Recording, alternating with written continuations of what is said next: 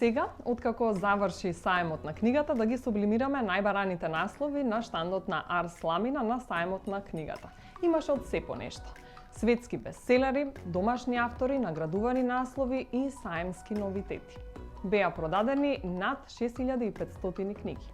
Најпродаваниот наслов во издание на Арс Ламина е овогодинешниот роман на годината, вистинита, но не многу веројатна историја за семејството Пустополски, за куќата покрај Вардар и за 4 прстени, на академик Влада Урошевиќ, кој е добитник на Златен венец на Струшките вечери на поезијата и автор на годината на Македонската асоциација на издавачи. Високо на оваа листа на најбарани книги во саемските денови се најде Зелениот дворец од Сибо, романот која доби наградата Пегас за најдобар необјавен роман. Приказната е инспирирана од Зелената куќа дворец во скопската населба Црниче.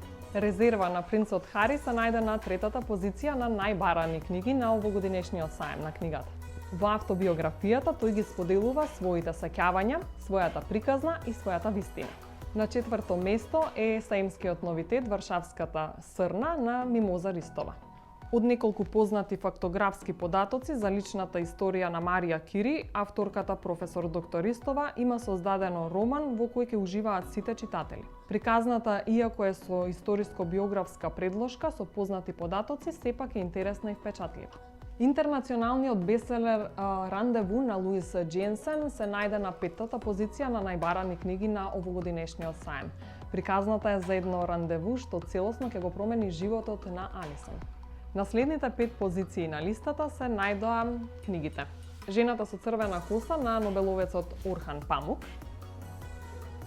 автобиографијата на Никола Тесла Моите изуми, Иднината на умот Мичио Каку,